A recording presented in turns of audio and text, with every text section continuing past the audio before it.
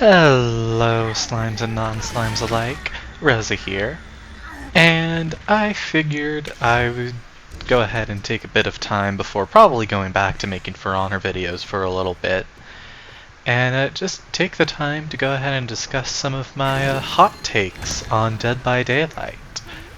So, if you like what you see, go ahead and like and subscribe, because it really helps out a lot for smaller content creators such as myself. And without further ado or delay, we shall get into these hot, maybe not hot, takes of Dead by Daylight.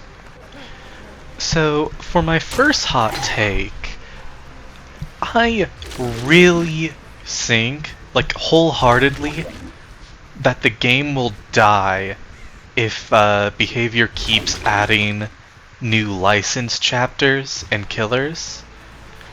Don't get me wrong, the last few license chapters we've got has done the complete opposite. I think with Tokyo Ghoul and Five Nights at Freddy's, we got like the best player numbers back to back after their updates. But after those two, there isn't really many new players I think any licensed killer is going to bring to the game. Outside of maybe Predator being added, I don't see like any new people who already aren't playing the game who, because one of their favorite licensed killers are in it, suddenly joining in for Dead by Daylight. And because of this, I want to see more original killers, chapters, and all that fun stuff. Just more original content for the player base that we already have in Dead by Daylight. Because just getting more licensed killers and more licensed content, it's not really that entertaining to a point. It's just kind of expected. And I call this a hot take because every time we do get an original chapter, there's always a group of people just without fail going, this needs to be a licensed chapter or else the game is dead. And at this point, I'm starting to say the opposite. If this isn't an original chapter, the game's gonna die.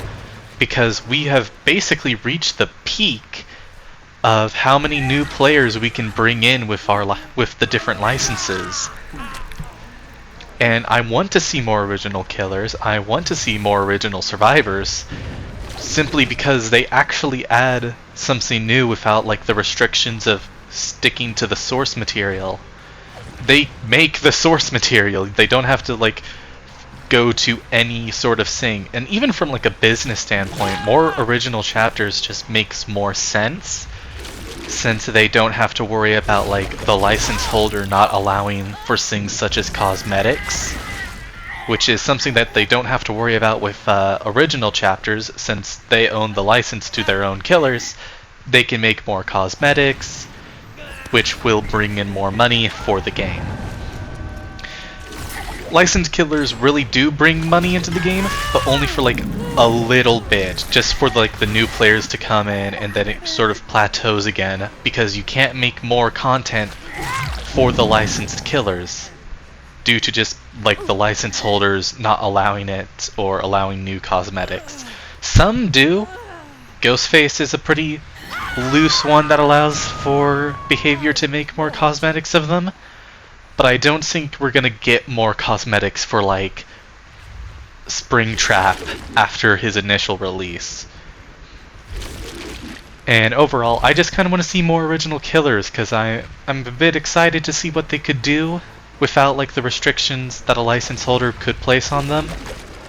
And there's like several forms of horror I think are really underutilized within Dead by Daylight, psychological horror especially. A personal favorite of mine. And even for just like the dedicated player base for the game, more original chapters is probably going to be healthier because you can get away with more stuff. And for someone like me who already has like every major license that they could want in this game, there's not really much else to look forward to if we just keep getting licensed killer after licensed killer, or licensed survivors. So yeah, that's my pretty first hot take. Add more original chapters to the game. Because if they don't, I think the game is probably going to die off a lot sooner than what people think licensed chapters and killers will bring. So yeah, with that, let's move on to the next point, which is Swift isn't actually overpowered. Now I know for a fact that I'm going to get a lot of flack for this, because basically every discourse surrounding Dead by Daylight is usually around the strength of 4-man stacks and survive with friends, but that's exactly the issue. It's specifically referring to 4-man survivor groups, not like actual Swifts. Because if you don't know, Swift stands for Survive with Friends. This does not strictly mean surviving with 3 people on your team on comms. It could literally also just mean playing the game with a new friend that you just met and is trying to get into the game as well. Now, there are some benefits to a Swift. For example, certain perks like Reassurance and Teamwork Power of 2 especially only really work when you have comms with your other teammates, which doesn't really translate to a problem with Swifts in my opinion. I think that's more so just a problem with how the perks are designed. Especially the teamwork perks. The teamwork perks are like the epitome of this game needing some form of in-game communication in order for them to work properly. Because you have these perks that only get value if you can communicate to your teammates that you have them. And you can't do that in regular Dead by Daylight. You need to have a friend on comms in order to get value out of these perks. And a lot of people will say that these perks are the reason why Swift is overpowered. And to an extent, that is true. Especially if we're talking full-on 4-man coordinated squads with like comp level communications. The issue is that is a very specific minority for the majority of Swifts you're going to be going up against. As a killer, I would say I probably go up against more 2- and 3-man Swifts than a full stack of survivors. And even when I do go against a full stack of 4 survivors who know what they're doing, you still have to take into consideration that all it really takes is one mistake for the survivors to really just lose the game entirely. Someone messes up an altruistic play, or they just play a bit too altruistically, and the entire team will fall apart regardless of skill level. It's just a matter of your own capabilities of capitalizing on their mistake rather than anything that they could bring. Now, I do understand the frustration of going against Swifts, believe me. Having to go against a coordinated squad with like sabotaging hooks and bully squads in general with flashlight saves, boon, exponential, all that fun stuff that survivors like to bring when they are 4 stacked, it can be frustrating to deal with. But the thing is, you might not even be against a 4-man Swift if they're doing stuff like that. You could just be going against 4 competent survivors who play super altruistically, and you wouldn't know the difference in-game unless you checked if they are friends, unless you like check their Steam profiles to see that they are friends before the match even begins. And even if you are doing that, you can just skip the match entirely if Swift is such a big issue to you. Like I said, I don't think Swift is overpowered necessarily. I think the game is just not really balanced to take communication into consideration, which it is. The game does not take into consideration any form of communication, because if it did, there would be in-game like voice chat or text chat in-game. But they keep designing perks that only really work if you have communication, and it kind of creates a weird sense of balance where some things are balanced around the survivors knowing exactly what to do and communicating with your team, and then there's other things that are balanced in like the complete opposite manner. So I think the issue surrounding Swift is not so much of Swifts themselves, but more so just the weird balancing decisions behavior are making surrounding certain perks. So with that, we're going to move on to my third point and third hot take, which is Dead by Daylight shouldn't have in-game voice chat. Now I know this seems a bit counterintuitive because I just talked about Swifts being like in-game communication causing the game to have wonky balance, and adding an actual way for solo queue teammates to communicate with their team would resolve a lot of these issues, honestly. The reason why I say that they shouldn't add an in-game voice chat is because I think a proximity chat is a lot more in theme with the games, like horror aesthetic and pacing overall. So I don't want an in-game voice chat, I want a proximity-based chat for survivors instead. And the reason why I think we should have a proximity-based voice chat instead of a more traditional voice chat is because I think it fits a lot more with just the overall pacing and vibe of Dead by Daylight than a normal chat. And I say this because survivors, due to the new spawn logic, now all will generally spawn right next to each other now. And because of this, you can sort of create these moments where survivors are artificially pushed into positions where they are given time to talk to each other and strategize.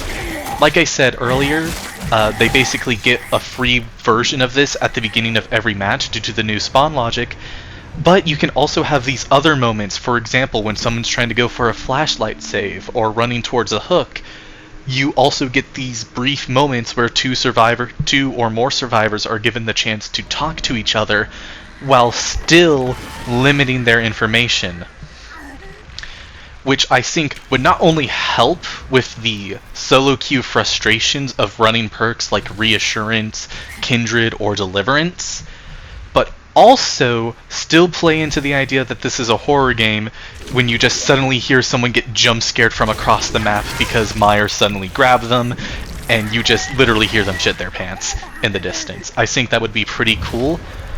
I do understand why they wouldn't add a proximity chat, considering how toxic the community is, but they can also just add a mute button right next to like where you can pull up the survivor's pings in the settings menu when you try to quit out of a match. Just add a mute button right next to the survivor in question, and I think a lot of the toxicity could be pushed out, especially if they make it like an actual bannable offense of abusing the in-game proximity chat. But then again, I also do understand why they would just try to avoid that entirely, just because this community is an absolute shithole in terms of just absolute toxicity and hate speech being thrown around. Even in the endgame chats, it's a bit ridiculous, and I wouldn't want to see what a proximity chat would cause survivors to do to each other.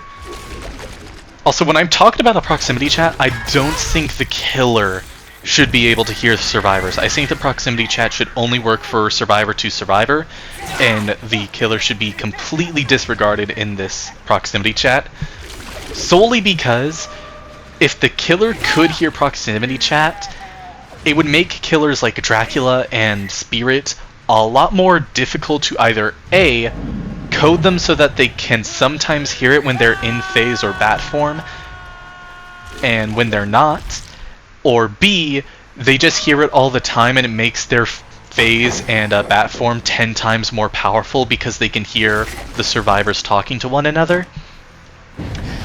I think it would just be easier to balance those characters around not having a proximity chat, or at least not being able to hear the survivor's proximity chat.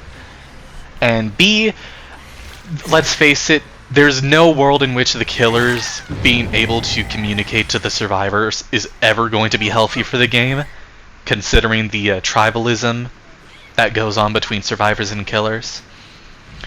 So that basically wraps up my thoughts on a proximity-based chat for the game. I think it would be cool for survivors because it would allow them to communicate to each other what their perks are and what they plan to do, and help them better coordinate how to make altruistic plays within solo queue, while still giving a slight reason for swifts. And I also believe that killers should absolutely not have access to that proximity chat, whether it be being able to speak into the proximity chat or being able to hear it. So with that, we move on to my final hot take, which is... And for my final hot take, you shouldn't main strong killers for the sake of being strong. Now, what do I mean by this exactly? It's not exactly a hot take, as a lot of people will tell you that when you first pick up the game, you should main a killer you enjoy, and you shouldn't really take the strength of a killer into question. That's not really what I'm talking about. I'm more talking about secondary killers. Like killers you learn after you've already figured out what playstyle you enjoy or what killer you've already decided to main. I'm more specifically referring to secondary killers. And the reason why I'm against learning a strong killer for your secondary is because, unlike, say, in fighting games, you can't really cover your weaknesses with a second killer. There's no counter-picking in a best-of-3 tournament style with Dead by Daylight killers, simply because all killers are going to have a weakness that the survivors can exploit. That's how the game is balanced. It doesn't matter that, you know, Trapper takes a while to get a early down. Learning a killer like Blight who can get an early down isn't going to change your results if you're just bad at the game. There's no way. The killers aren't going against themselves. You can't cover the weaknesses of one killer by learning a second killer. And that's sort of my point. If you're learning a strong killer simply because the killer you primarily play is considered weak, I don't really think... I don't really see much point in that. You should be playing a killer you enjoy simply because you enjoy them. And I understand learning multiple killers for the sake of variety, but say you main a killer like Trapper, and you suddenly start trying to learn Nurse simply because, you know, she's the strongest killer in the game. You're going from a weak killer, who is a setup killer, and to possibly the strongest killer in the game, simply because you just want to have an easy time. That's not a positive mindset when you go into learning a new killer, especially a really difficult one like Nurse or Oni, who can be really strong, but take a long time to hit their pinnacle of skill, so to say. Because what's going to happen is you're going to lose, you're going to be going, what the fuck, this is a strong killer, why am I losing? And you're not going to be able to learn anything. And if you win with these killers, you're going to be going, yay, I won with these killers because they are strong. And you still learn jack shit. I'm more referring to the actual process of learning killers when I'm making this point. And I hope that I hope that so far I've articulated that well. That I'm more so complaining about people who basically sabotage their own learning process by picking up a strong killer, rather than just like dunking on people who main strong killers. I know that I probably pissed a few people off by saying, you know, learning Nurse is just a shitty move because, you know, you're learning a strong killer just because they're strong and not because you actually enjoy them. That's not what I'm trying to say. I'm saying that if you are learning a strong killer under the expectations that they will give you easy and free wins, you are sabotaging yourself, and you should probably just drop the killer entirely in favor for someone else. That's the point I'm trying to make. I hope I articulated that well enough so far. Still, feel free to disagree and, write your angry hate comment. It's only going to really help with the algorithm, we're going to be honest. But with that, I think that has concluded the main hot takes I have on Dead by Daylight. So I'm going to just put this over to commentary, Rosa, because there's still like a good 10 minutes of Kaneki gameplay going on in the background, and I don't feel like cutting down the video because I'm pretty sure it's literally just this match. It goes on for a while, and I can't exactly cut the video down to accommodate for like an actual proper conclusion.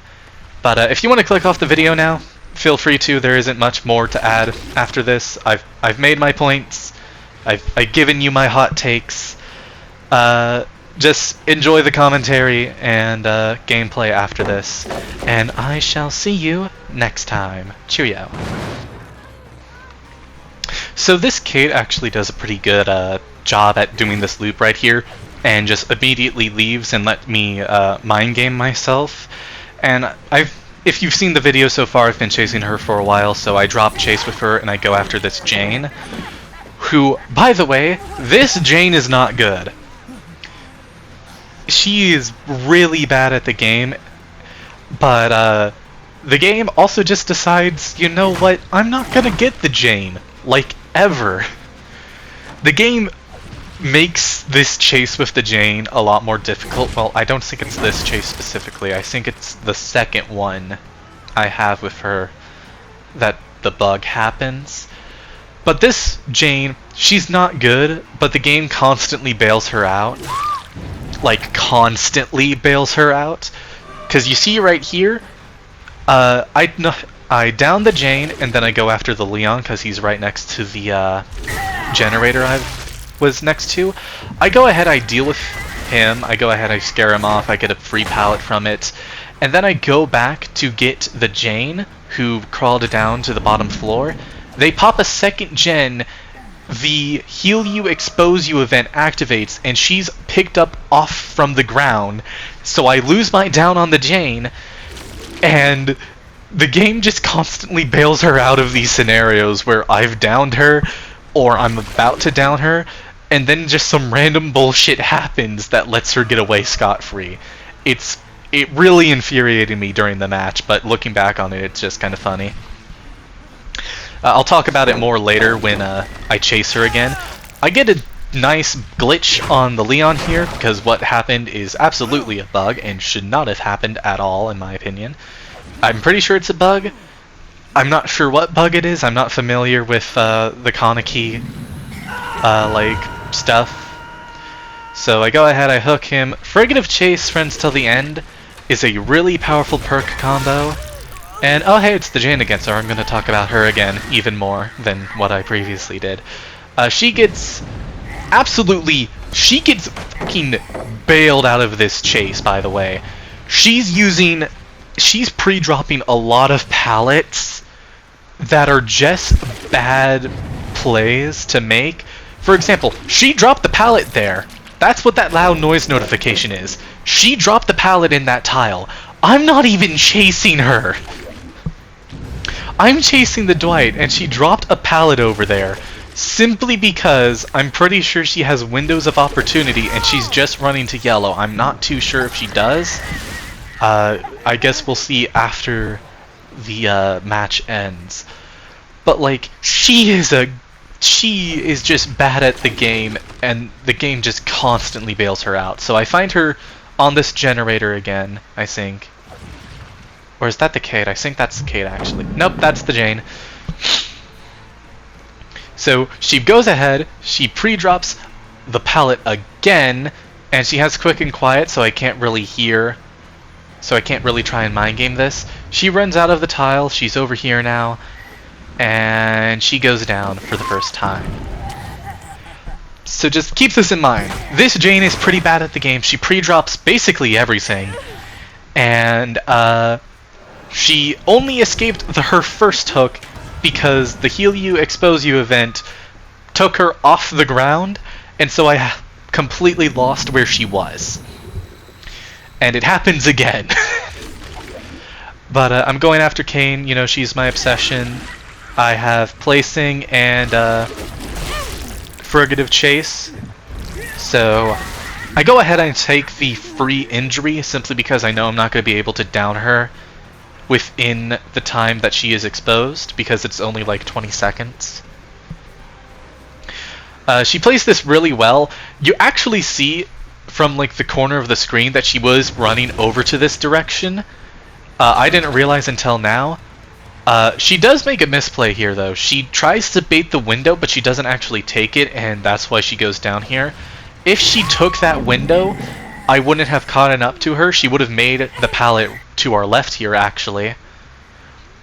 But she didn't, so she goes down, and I remote hook her. I was contemplating taking her down to basement, but I didn't think it was necessary. Now comes my least favorite chase in the game. Unless I go for the Dwight. I think I go for Dwight here, actually, not Jane. Yeah, no, this is my favorite part of the match. Dwight thought it was a good idea to try and blind me during my power, and he just goes down instantly for it. So, I don't know what his game plan there was. He doesn't have Champion of Light. He was running his back into a wall, and Jane had dropped the pallet beforehand, so there's that. So right here, Jane is playing the short side of the pallet. She drops it. That's a pretty decent pallet drop, I'm not gonna lie, but she definitely could have greeted that a lot more. She pre-drops this, which I guess isn't bad, but as you can see, I won the mind game, but I couldn't use my basic attack there. The game still thought I was within my power. So I won the mind game, but the game decided, you know what? Nah, we need to give you more reasons as to why you hate Jane. So she goes down within like 10 seconds once I'm actually able to use my basic attack. And yeah, she goes down really quickly. I hook her with the remote hook, and I go find the Kate again, using my power. Kaneki is just a really mobile kill. Just a really mobile killer, and that's why he's just so fun. So I go ahead, I cut off the Kate here. I get my first I get my first basic attack on her, and she runs into this tile, which still has its pallet up somehow. Jane didn't drop it for once. And she goes down pretty quickly because she tried to run to a different tile. She could have made the pallet in this tile, I think, if she knew how to loop, but she didn't. So our obsession, once again, it's Jane. Friends till the end telling me exactly where she is. I head over here, I try to see, I go over to this generator, and I find Dwight, so I go ahead, I take him. He pre-drops the pallet. Not a bad play. He needs to make distance, and pre-dropping pallets on Kaneki is pretty decent way to do that, especially on pallets like that. Unfortunately, I am playing Kaneki. He could have made that pallet right there. I don't know why he didn't go for it, because he definitely could have made that pallet before I hit him, but for some reason he didn't. Now, I remote hook him here, and for some reason Jane is just right here. And here's the reason why I don't think she has windows of opportunity. Because there was another pallet right to her right. You could see for a bit she was running towards the hook. To her right was another pallet that she could have used. But for some reason she ran into the tile and decided to play with the party pallet and not try to use like the window. I don't know why. It was just kind of a bit of a misplay on her end. Like I said, she's not really that good, but like, I didn't really care. The game had bailed her out on like 2 downs already, so I tried to get the grab on Leon here, but I didn't time my sing right.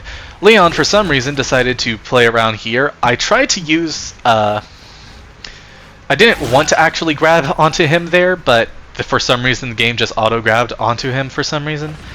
So I go ahead and, yeah, he just goes down here pretty quickly. There's not really much he could do. He pre-drops this pallet, I think.